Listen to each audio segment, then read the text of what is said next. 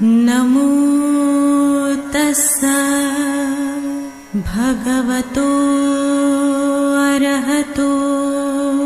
Swami Vivekanand Subharti University, one of the leading universities of North India. 250 acres campus, 220 plus professional and vocational programs, 20,000 plus students. Give wings to your career with Swami Vivekanand Subharti University. NH 58 Meerut, Delhi, NCR. Subharti cancer institute, विश्व की अत्याधुनिक machine द्वारा cancer का हर तरह का इलाज, साथ ही MRI, cardiac CT scan, kidney, hip and joint transplant, hair transplant, endoscopy, laparoscopy, neurosurgery आदि सुविधा भी उपलब्ध हैं। 24 hours emergency, dialysis and diagnostic services. Subharti hospital, NH 58 Meerut. Raj Bihari Bose, Subharti University, Dehradun. The road to your professional development starts here. Registration and admissions are open. For more info, dial 761-758-5561, 761-758-5566 or log into our website www.rbbsu.edu.in. नमो बुद्धाय। मैं RP Singh आप सभी का हार्दिक स्वागत करता हूं हमारे विशेष कार्यक्रम धम्मदीप में। दर्शकों, जैसा कि आपको विदित है, धम्मदीप एक ऐसा कार्यक्रम है जिसमें तथागत बुद्ध के जीवन पर आधारित हर पहलू पर आप तक इस विषय के जाने माने विशेषज्ञों द्वारा जानकारी दी जाती है और इसी क्रम में प्रोग्राम की कवरेज और विस्तृत जानकारी के लिए हम लोग अधिक से अधिक विशेषज्ञों को जोड़ने के लिए आपको अलग अलग स्थानों पर ले जाने के लिए विचार कर रहे हैं और इसी क्रम में आज हम आपको ले चलते हैं देहरादून, उत्तराखंड। अब हम देहरादून स्टूडियो से डॉक्टर साहतु सेंडर जी, जो हमारे साथ देहरादून स्टूडियो से जुड़ रही हैं, उनको लेते हैं। डॉक्टर सेंडर जी का जन्म म्यांमार में हुआ और उन्होंने बुद्धिज़्म पर उच्च शिक्षा प्राप्त की तथा देश विदेश के अनेकों बड़े शिक्षण संस्थानों के जुड़ने के साथ साथ बहुत से सम्मानों से अलंकृत हुई तथा जिस प्रकार ज्ञान के प्रकाश को किसी देश, व्यक्ति या समाज की सीमा में नहीं बांधा जा सकता, उसी प्रकार उन्होंने बुद्धिज़्म पर अपने विचार पूरे विश्व के अनेकों प्लेटफॉर्म पर रखे। आज इसी क्रम में हम म्यांमार में बुद्धिज़्म विषय पर विस्तार से चर्चा करेंगे और इस विषय के विस्तार को देखते हुए हमने इसे 2 भागों में प्रस्तुत किया। आज उसके दूसरे भाग महाबोधि टेम्पल में म्यांमार के योगदान को ले रहे हैं। आज डॉक्टर साहतु सेंडर जी, जैसे पहले एपिसोड में भी इन्होंने इंग्लिश में बोला था, आज यह इंग्लिश में बोलेंगी, लेकिन हम अपने हिंदी दर्शकों के लिए उसकी सबटाइटल अपने चैनल के स्क्रीन पे लगातार चलते रहेंगे। तो हम स्वागत करते हैं डॉक्टर साहतु सेंडर जी का। वेलकम डॉक्टर सेंडर ji, welcome to our channel. Minglava, Namaste, Namo Buddhaya. I will going to continue my lecture about Buddhism in Myanmar. So last lecture I was complete with about with 2 kings from Hansawadi dynasty. So another first king is lady. First queen is lady. She is Queen Shensopur, and the second king is King Dhammasidi. He is also a very pious king. Firstly, he was a monk. Later on, he changed to king. He became a king. So at that time, Buddhism was also too much flourish in Myanmar. And another dynasty was King Dabinshweti of King Dabinshweti and Bayanau in Hansawadi kingdom, and later on King Alampaya, King Buropaya. They are also very pious king and very too much supporting for the Buddhism in Myanmar. King Buropaya, he restored the connection of Sri Lanka again, and he started by the link because since the King Anoyata period, we have connection with Sri Lanka and Myanmar about the Buddhist affairs. So another ring and another kingdom is Gombang Kingdom. It is also they are follow the secular and religious literary works, and King Mendo. At the reign of King Mendong, he is too much support for the Buddhism. He was rebuilt the capital in Mandalay. At his time, he was supporting the Fifth Buddhist Council or Fifth Buddhist Synod in Myanmar. We are celebrated the Fifth Buddhist Council in Myanmar, and after the council, King Mendong, what he do is he make the 729 marble stone slabs. On that marble stone slabs, he engraved the each and everything of Tipitaka, and he entire one stone slab with one temple. So in Myanmar, we have 729 marble stone small temples we can see nowadays in Mandalay, and it is also recorded in the Guinness Book of World Records. They mention the biggest books on the wall. So all the stone slabs are made by marble stone slabs and enshrined in the each stupa and shire. So for that, King Mindon was too much famous, and then he repaired the Bodh Gaya Mahabodhi temple. He donated a lot. Not only him, he organized to the people from Myanmar, and then all of Myanmar people, we donate to the for renovation and repairing of the Mahabodhi temple at Bodh Gaya. Because at that time, both countries, our country and India also, we are under British rule. British under colony of British.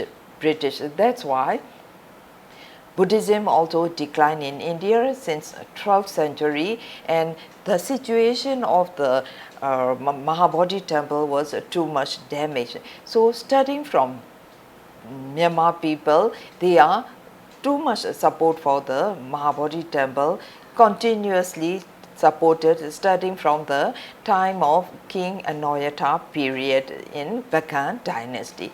And another one famous king was famous event was left in Myanmar history. That is between 1954 to 1956, the 6th Buddhist Synod or 6th Buddhist Council was held at Myanmar, Yangon, the capital city of Myanmar. It is organized by Prime Minister U Nu, and then many of Buddhist countries that they are come and attend. Total 2,500 Buddhist monks they are come and attend to that ceremonies.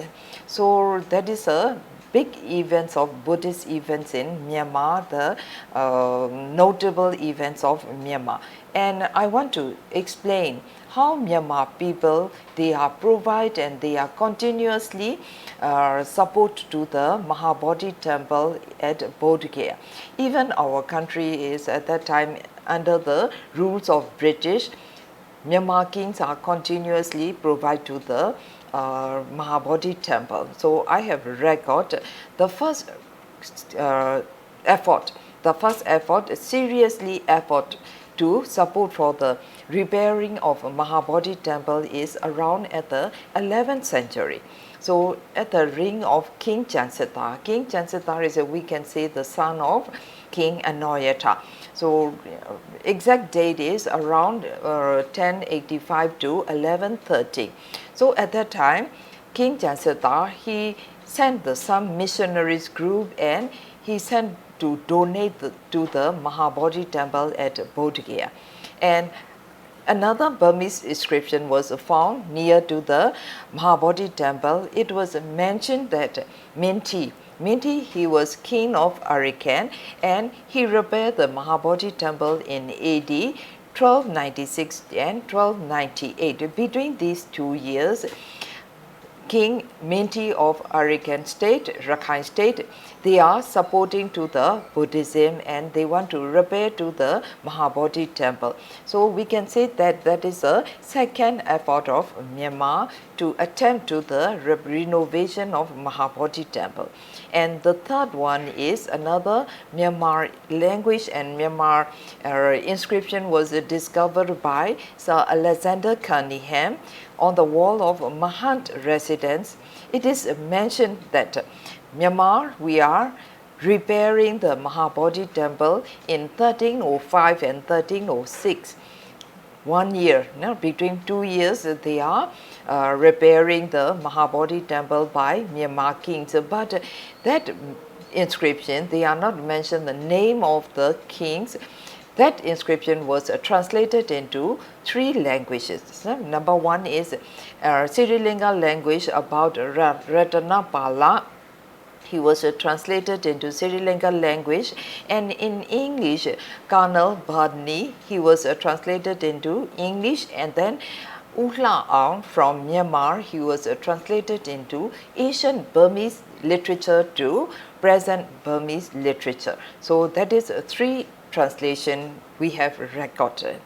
Another one is according to Sir Cunningham, because Myanmar or Burmese repairs extend complete restoration of the whole building of the Mahabodhi temple. That is the remark of the Alexander Cunningham. So another one, the fourth effort. It is during the 1472, during the 15th century, the king of Bago, last time I talked to, last lecture I mentioned Dhamazedi. At the time of King Dhamazedi, he sent the royal mission to Bodh Gaya, and then he taking the plans of the historic Mahabodhi temple for adopting the same model in Myanmar, Bago. Nowadays, we can offering that same temple of same model of Mahabodhi temple in Bago. It is called Shweguji Pagoda. That is 15th century, we are going to repair and going to support for the Mahabodhi temple by Myanmar kings. After King Dhamazedi, after the 15th century, nearly 400 years, we don't have the connection between Mahabodhi temple and Myanmar kings. So the 5th attempt, it is coming to 5th attempt is during the reign of King Boropaya. So at that time, the year is 1810. So Myanmar people and Myanmar king, they sent the missionaries to repair for the Mahabodhi temple. They sent the missionaries together with a lot of donations, and they are come back in 1811. And 1811, King Boropaya, he himself go and visit and go and offering to the Mahabodhi temple. That is, he is the only one king by himself. He visited and paid homage to the Mahabodhi temple from Myanmar kings. Then the 6th effort. The 6th effort in Myanmar mission came in 1823. Because of the supporting of King Bajido. So King Bajido is the son of King Boropaya. So he also supported and he also donating and renovation and repairing of the Mahabodhi temple. So the last effort by Myanmar, restored by the restore and renovation, declaring of Mahabodhi temple was made by King Mindo. So that King Mindo, I already talked in previously, he is the second last king of our kingdom. After his son is King Sibor. At his reign, our country is ruled by British government. So he is the second last king of our kingdom. So he is too much a pious Buddhist king. So he supported not only in Myanmar, but also in India also, especially Bodh Gaya.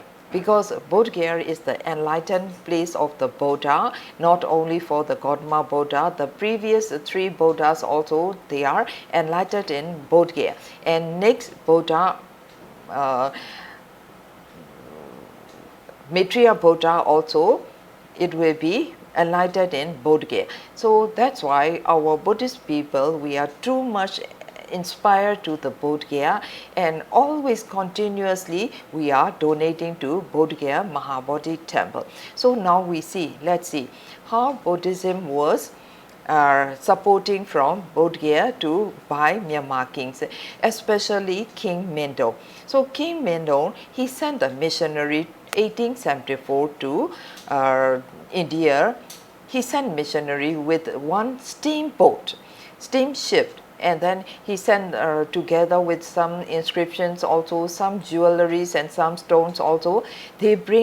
They brought from Mandalay. Our capital city is at that time in Mandalay. From Palace, he sent them to Bodh Gaya.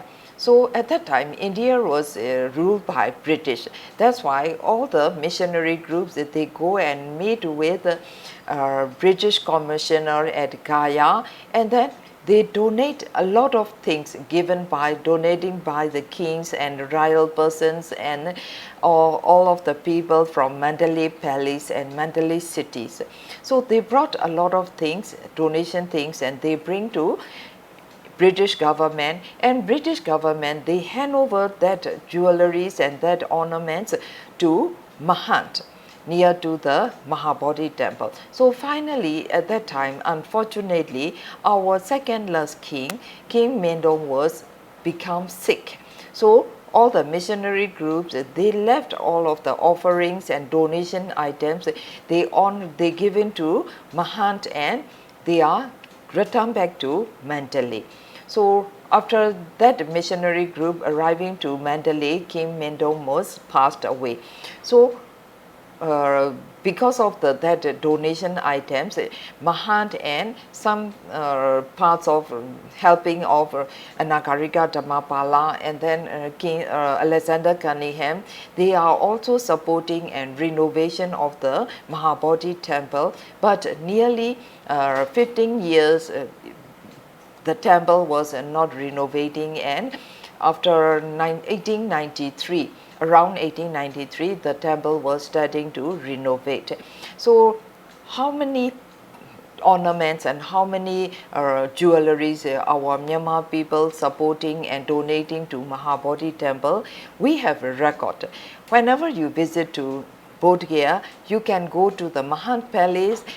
So between the Mahant Palace campus, we can see the King Mindon rest house, made by brick house, and then beside that rest house, we can see one inscription.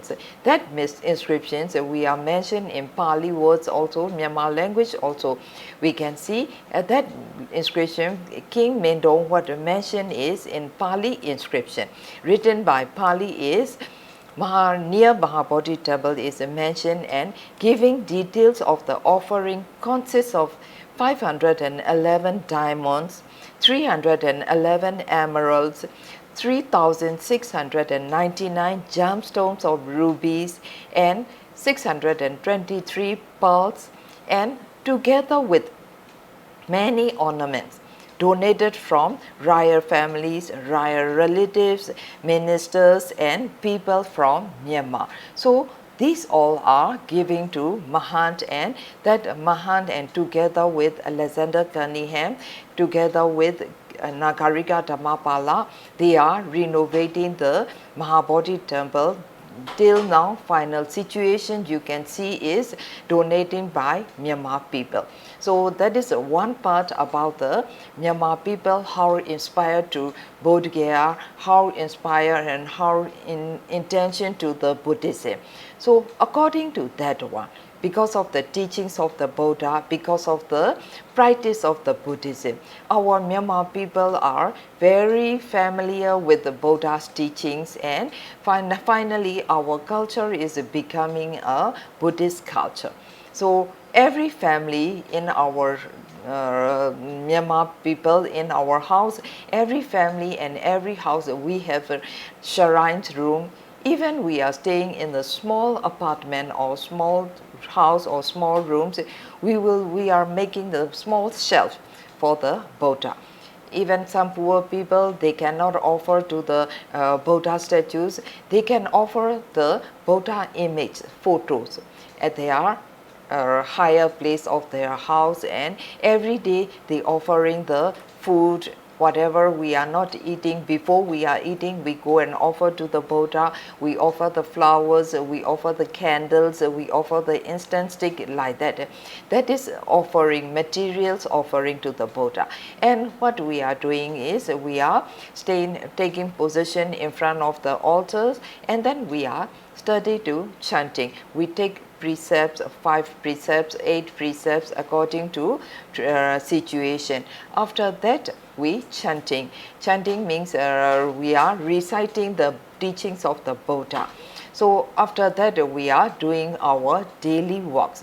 That is a daily routine of Myanmar people. Apart from that, we have to do some special ceremony.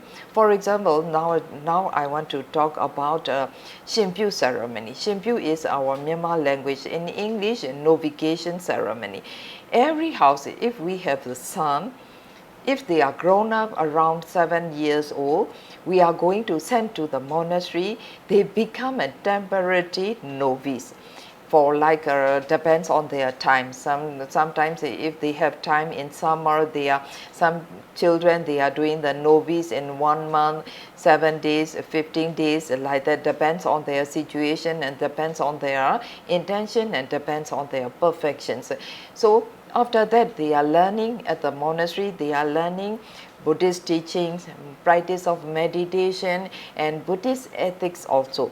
They are learning, and after that they can come. So it is for the boys, and for the girls also, they can become a temporary nun in the nunneries. They go to nunneries, but sometimes in some monastery, big monastery, if they have space, they are established nunnery also, monks also together they are stay, but their apartments are separate. They cannot go this place and another place, they cannot contact each other. They are also under the Buddha's discipline. It is also called Vinaya. So in our country, nearly 5 lakhs of people, they are become a monk. So we are always providing, we are always offering to the monks every morning after offering to the Buddha, and around 8:30 a.m., 9:30 a.m., every houses, Buddhist houses, Buddhist families, they go or they offering the food for the monks. At that time, every monks from monastery, they came out from the monasteries and they collect for the alms round. So some monks, they are going nearby areas, some monks, they are going from the so far places. Sometimes they are going alone, sometimes they are going line up serially, and then they bring their alms bowl, they collect the food from the donors. So we are very pleased to donate for the food. Whatever we are cooking, rice or curry or fruits or biscuits or snacks or anything, whatever we have, we want to donate to the monks at the time of alms round. So for that, they are collecting the food, and after that they going back to their respective monasteries, and they are, after showering around 11 o'clock, they are having their lunch. That is the part of the monastic life. I will give the lecture about the monastic life in Myanmar later on. Now I am talking about the Buddhist culture. So that is also, we can get the merits every day, we can get the merits for the Myanmar Buddhist people. That is also important. That's why I also talked to about the Shimpyu or novification ceremony is also important. And another one thing is, in our culture, we have 12 months in Myanmar calendar. Like in English, British calendar, also Georgia calendar, also 12 months. We have also Myanmar calendar, we have 12 months. Every month we have full moon day, and every full moon day we have celebrated with the respective ceremonies. For example, today is the full moon day in September. So our Buddha, what he was doing in this today. So it is a Guru Dhamma full moon day, we can say. Buddha teaching about the precepts on that today, on full moon day of September. So for that, like that, our Myanmar Buddhist people, we are celebrating the Buddhist ceremony regarding with the full moon day. For example, next month, October full moon day, in our country, we are celebrated too much big ceremony. Because on that full moon day of October, Buddha was descended from towering heaven. So for that, when we reach to the Buddhist, he reached to the human wall at Singkasa, near to New Delhi. So Singkasa in Pali was Singkasa. From that town, Buddha descended from Tawarenza, and when he touched with the earth on the human wall, all of the people, we are welcoming to him. Because that is a night time, welcoming to him with candles, with some lamps, with some incense sticks, and we welcome to the Buddha. For that traditions, we adopted in our Myanmar tradition, and at the full moon day of October, we are doing that ceremonies. We are celebrating 3 days in Myanmar. 3 days in Myanmar, and we are offering the lights to the Buddha. So that is a culture of Myanmar, and it is too much close, and it is too much depending to the Buddha's teachings, and that's why I am talking. Our Buddhist, our culture is Buddhist culture, too much regarding with the Buddha's teaching. So now I complete my lecture about Buddhism in Myanmar and Buddhist culture. I would like to say thanks, and too many thanks to Mr. R.P. Singh sir, and because of him we will give the lecture from here, and we will continue to next episode. Thank you so much. Dr. Sandar ji, thank you very much for your informative information on Buddhism in Myanmar. Doctor साहतुर सांदार जी, आपका बहुत बहुत आभार। आपने Myanmar में Buddhism पर बहुत अच्छी जानकारी दी। कल इसी समय हम आपके समक्ष फिर एक नए एपिसोड के साथ उपस्थित होंगे। तो साथियों, आज के इस विशेष प्रोग्राम में अब इतना ही। अब समय हो चुका है आज के प्रोग्राम के विश्राम होने का, लेकिन उसके पहले आपको बताते चलें कि आपके मन में भी जो प्रश्न हों, जो जिज्ञासाएं हों, वह आप इस प्रोग्राम में पूछ सकते हैं। हमारा व्हाट्सएप नंबर है 9639010109, और साथ ही आप हमारी ईमेल आईडी subhartibuddha@gmail.com पर भी आप अपनी जिज्ञासाएं भेज सकते हैं।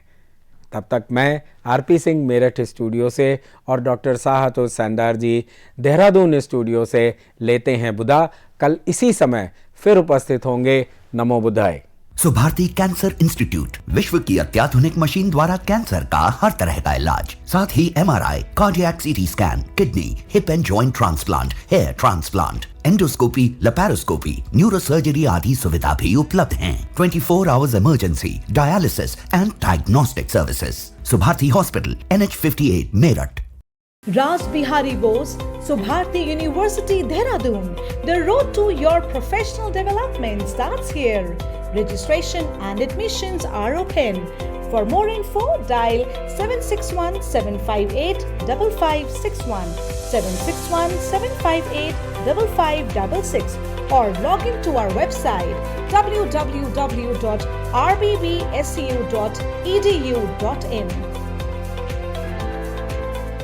Swami Vivekanand Subharti University, one of the leading universities of North India. 250 acres campus, 220 plus professional and vocational programs, 20,000 plus students. Give wings to your career with Swami Vivekanand Subharti University, Meerut, Delhi, NCR.